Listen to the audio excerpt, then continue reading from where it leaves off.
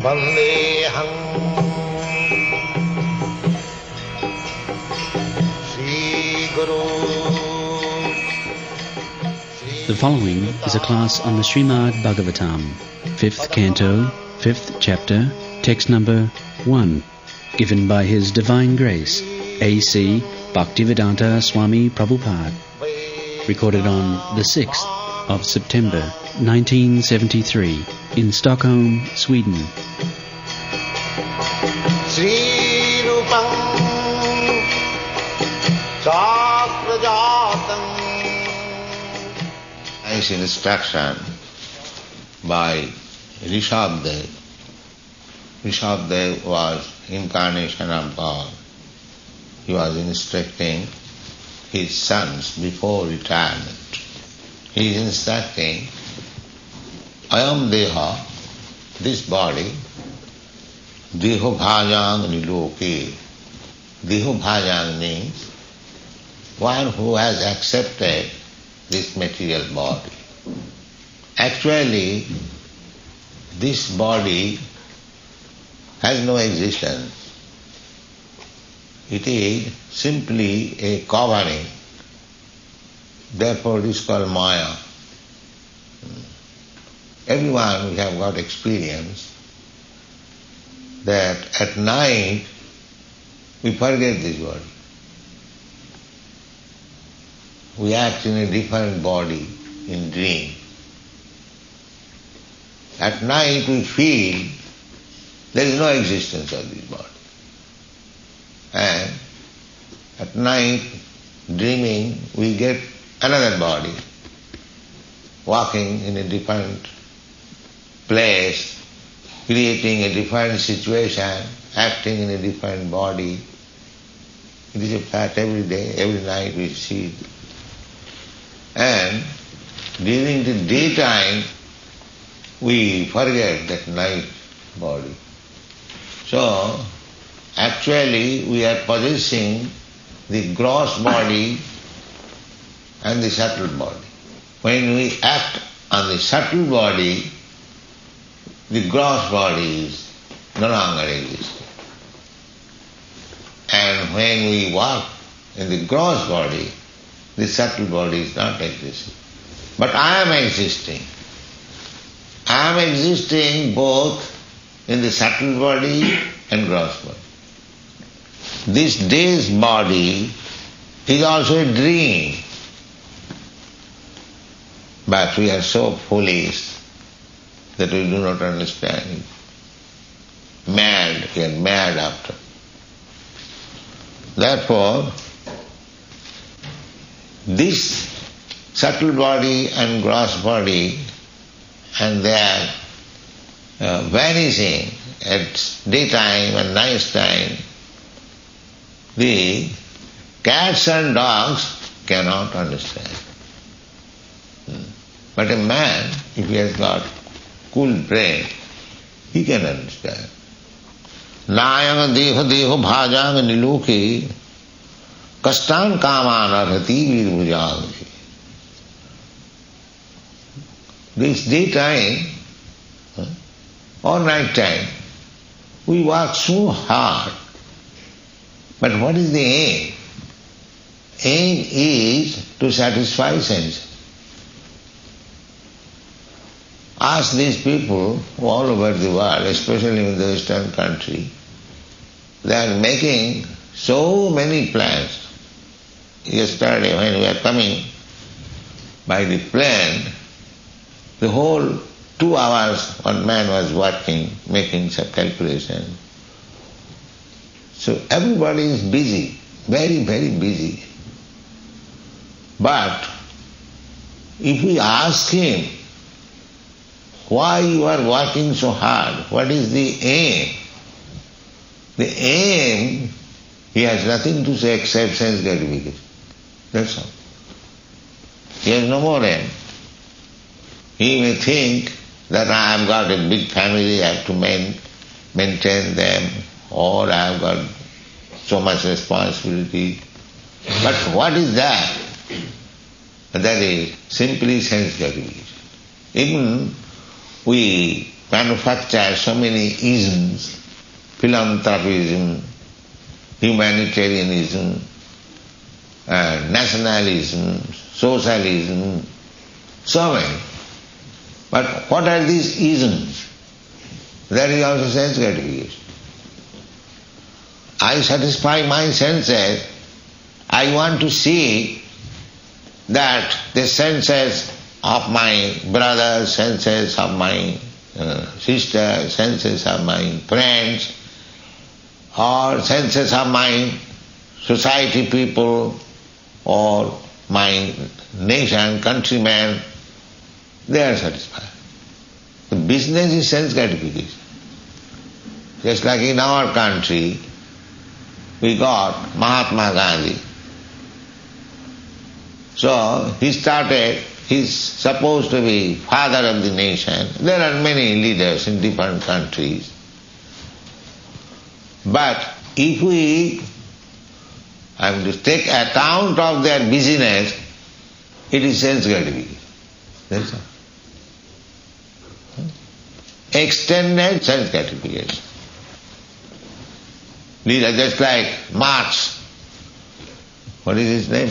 Karl Marx. Karl Marx.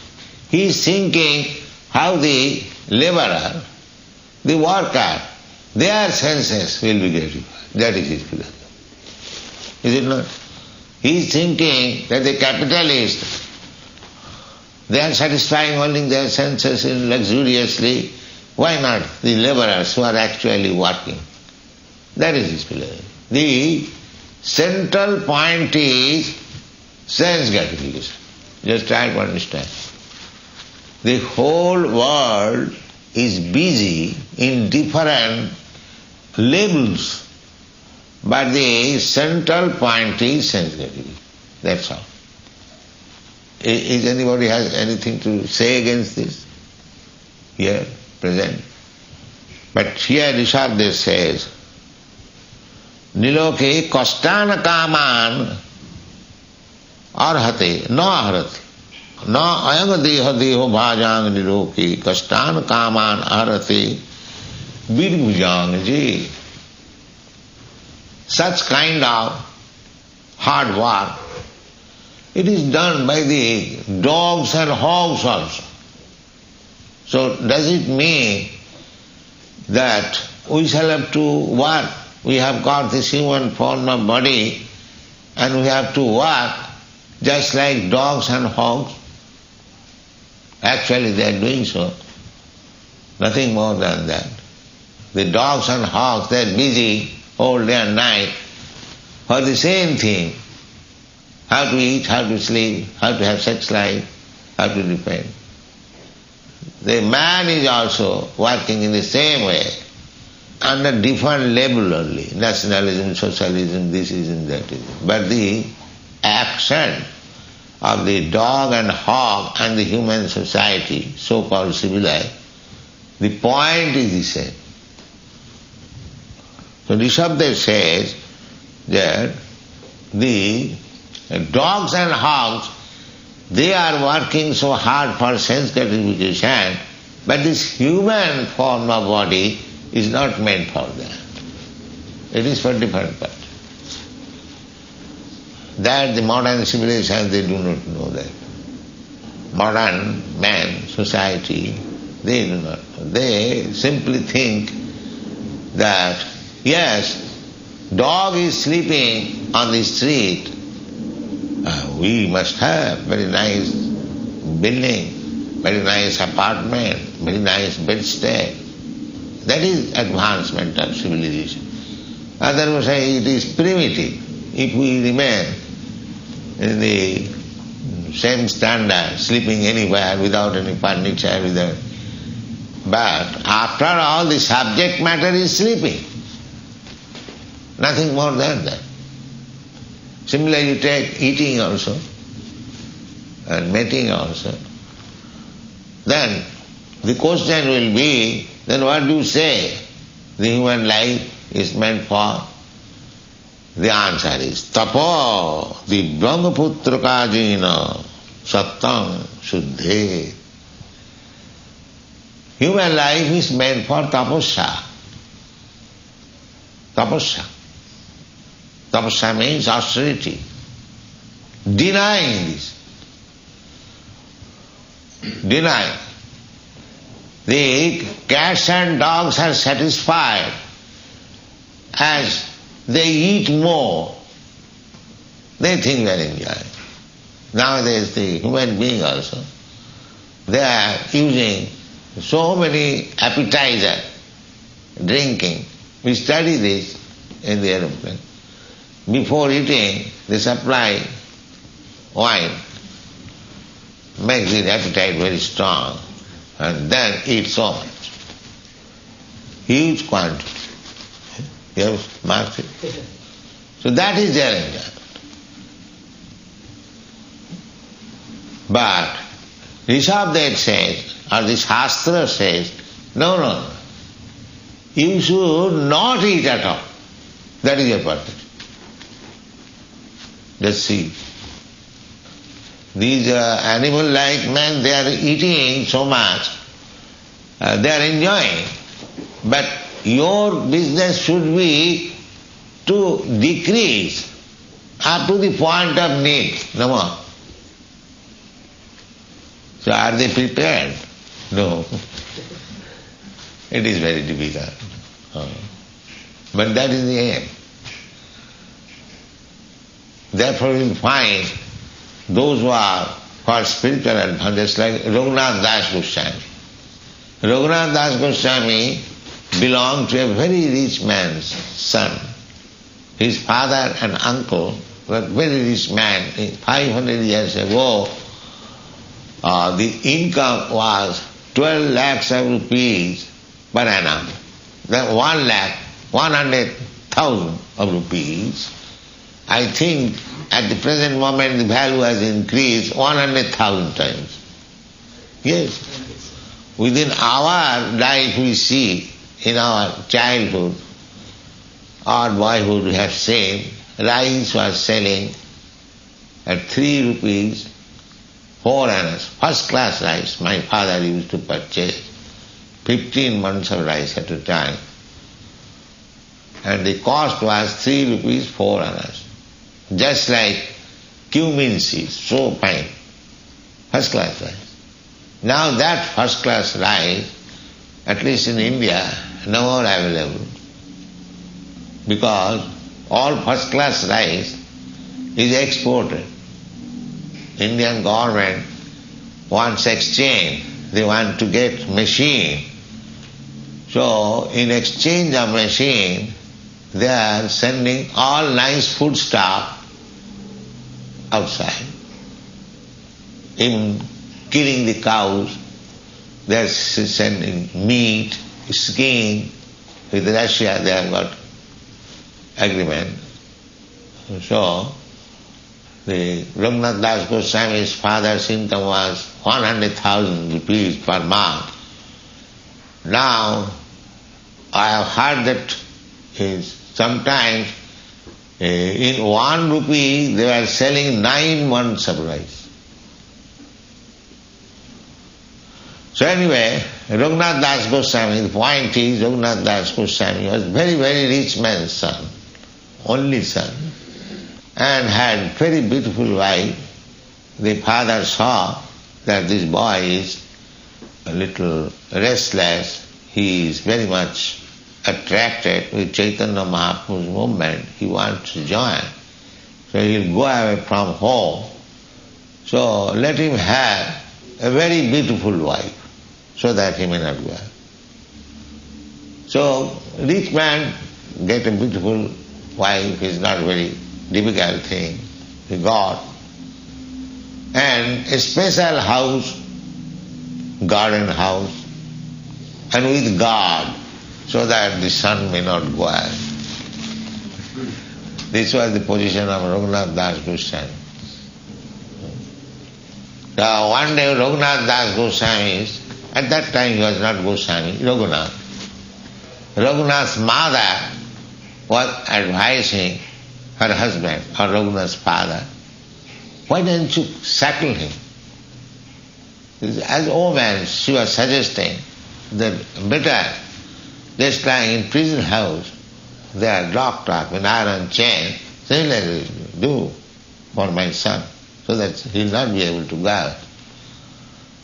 So the father was replying, "You mad old man, don't you see I have given her such a nice white shackle, he is not attached at all. And what this iron shackle will do?" This was Raghunath Das Goswami. After all, Raghunath Das Goswami, somehow or other, in spite of vigilance of the father and mother, he left home and joined Chaitanya Mahaprabhu and Jagannath Puri. So Chaitanya Mahaprabhu was very glad that Raghunath has come. So his father thought that the boy has gone away, he is not inclined, so he may not suffer for want of money. So he sent 4 servants and 400 rupees per month expenditure for Raghunath. So Raghunath Das Goswami in the beginning was accepting that 400 rupees, but what he was doing, he was spending by inviting all the sannyasis, including Chaitanya Mahaprabhu. So gradually Raghunath Das Goswami said that all his men, father's men, you better go home, I don't want your assistance. I don't want this money. Go away. The master said they went back. And there was no invitation. Chaitanya Mahaprabhu inquired his personal secretary, Sarup Damodar. So Raghunath Das Goswami was entrusted for training to Sarup Damodar. He asked Sarup Damodar, we don't receive any invitation from Raghunath nowadays. What is that? No, he has refused his father's money. He doesn't take. These men have gone back. Then Chaitanya Mahaprabhu thought, oh, that's very nice. He became a mendicant by taking help from home. It is not good. He has refused. That's very nice. But how is eating nowadays? Now he is standing on the staircase of Jagannath temple. When the priests go home, they give him some contribution of the food stuff. He is maintaining. Then after a few days, Chaitanya Mahaprabhu inquired from Sarup. Oh, nowadays I don't find Raghunath standing there. What he is doing? Sarup Damodar replied that Raghunath has given up that business standing on this. He thought that he is standing like prostitute. No, I don't want. Then how is eating? Now he collects some rice which is washed away from the kitchen and he eats them. Raghunath Das Goswami was doing that. Chaitanya Mahaprabhu one day went to his place and he was searching, just he was encouraging, he was searching. He saw there is a small pot, some rice is kept. So, Raghunath, what is this? Began to eat. Oh, it's very nice. You eat such nice things, you do not invite us. Raghunath Das Goswami said, it is not for you, don't take it. Don't. No, it is very nice. In this way, Raghunath Das Goswami increased. And later on, when after departure of Sri Chaitanya Mahaprabhu, when he went to live in Vrindavan with the 6 Goswamis, he is also one of the Goswamis. He was taking 3 times bathing, but not eating. Every alternate days, he will take a little buttermilk, that's all. This is called tapasya, austerity. Coming to the point of need, no more. No more sleeping, no more sex life, no more defense. This is perfection. Who will accept this? And therefore Rishabdev says, Ahang deho deho bhajang liloke, to collect for eating, sleeping and mating, whole day and night working, this is not good. Then what is good? Tapa. Tapo dibbang putra kajena sattang suddhe. Sattang means your existence has to be purified.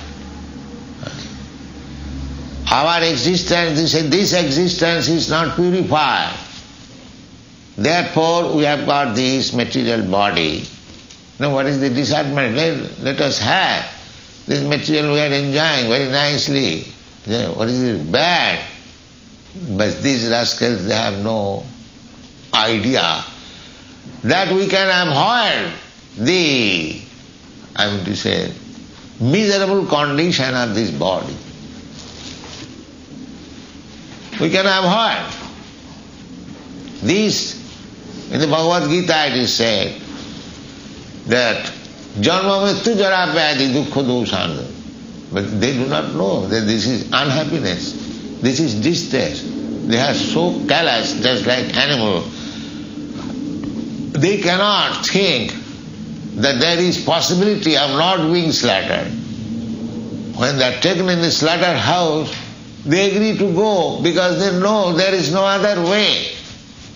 We have been meant for being slaughtered. Actually, that is the position. The poor animals, they have no power to protest, neither combinedly they can give fighting to the human being. You see, 100 cows are being driven by one boy or one man. They are so helpless.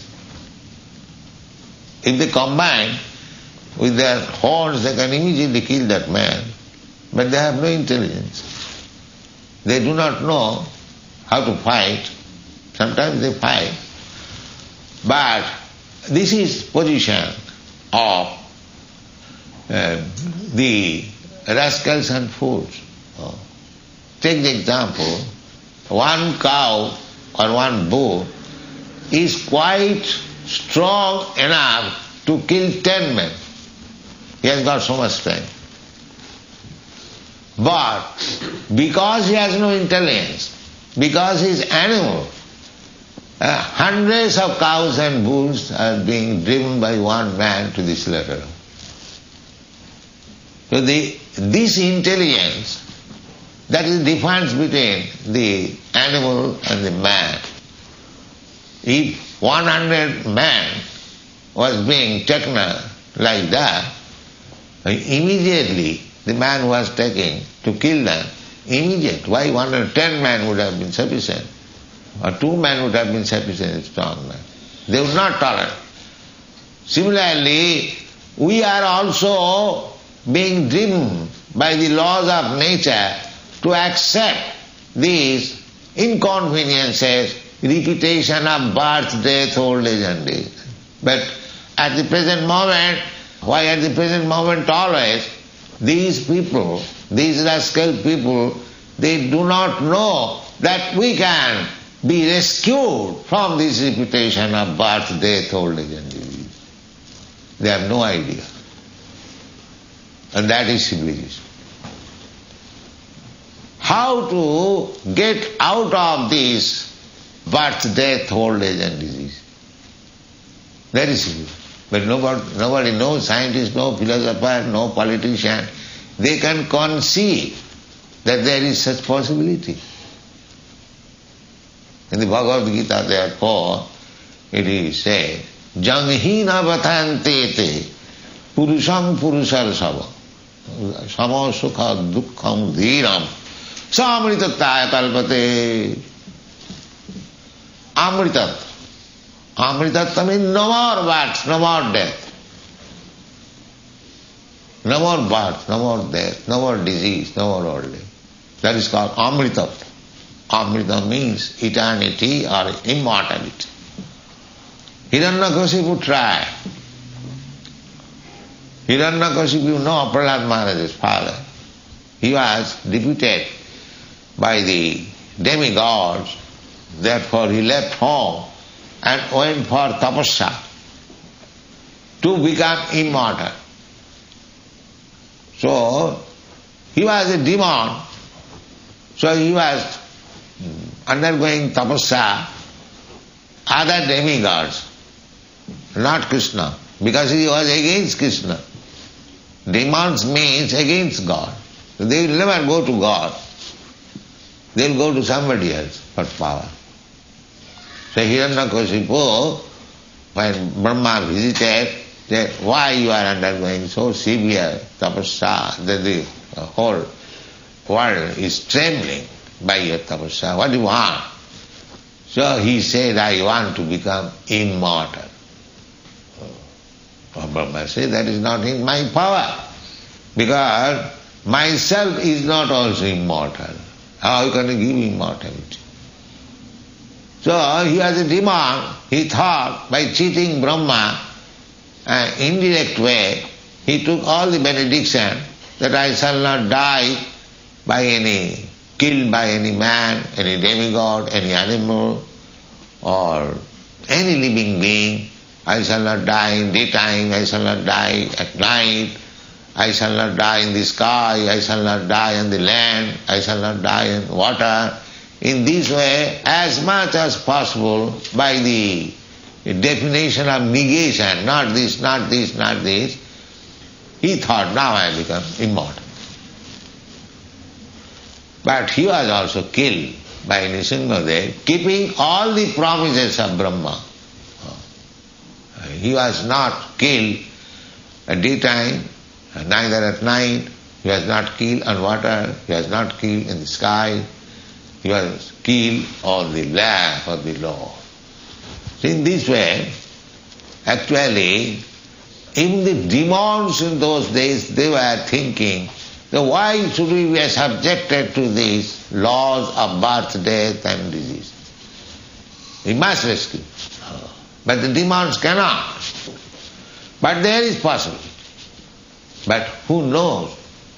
Ask anybody, ask any scientist, philosopher, that have you any process by which we can become immortal? What they will answer? Up to that we have no such process, but we are trying in future. They will say like that.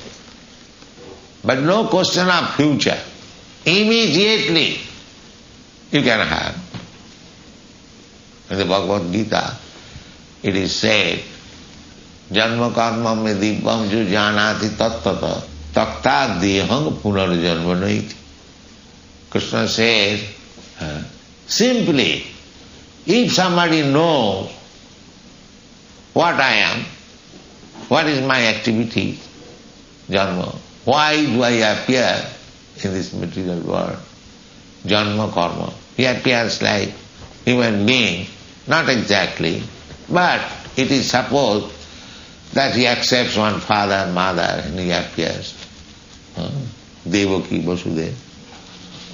But that is not ordinary thing. Here also it is said that you undergo tapasya, but not like Hiranyakashipu for cheating Brahma, dibbam, for understanding God. Just like Krishna says, janma karma me dibbam. Translate. Jo janati tat. Simply to understand Krishna, his transcendental position, if you try to understand, then Krishna says, what is the result? Janma karma me dibbam jo janati tattata. So here it is summarized that he does not take any more birth within this material world. That is Krishna consciousness movement. Just to give people a chance to understand Krishna, then he becomes immortal. And that is the mission of life. Not that to enjoy sense gratification in a polished way, but the business is the same as the dogs and hogs enjoy. That is instructed here. Nayanga deha dehu bhajang niloki kastan kaman arhati bir bhujang. Bir bhujang means the pigs who eat stool. They are also enjoying like that. They have got very free sex enjoyment. They do not care who is mother, who is sister, with anyone. You have seen, that is, nature has got examples. Everything you can study. You will find in Srimad Bhagavatam that by studying nature you can get so many instructions, perfect. So one devotee made the nature his spiritual master and studying nature and getting so much important. So if you study like that, here as it is given the example, Bir Bhujang. So Bir Bhujang means the pigs or the hog. They are also eating nicely, getting fat and having sex intercourse very freely. So does it mean that human being is also meant for this business like the hogs and dogs? This is the instruction. This body is not meant for such enjoyment of the senses, but this body is meant for tapo, austerity, as Raghunath Das Goswami showed example. He came to the point of need. How to come to that point? Tapasya. Why? Now, by that process, your existential position will be purified. And if you say, what is the use of purifying? There is use, because you want happiness. But your happiness is disturbed. You cannot have perpetual, uninterrupted happiness in this body.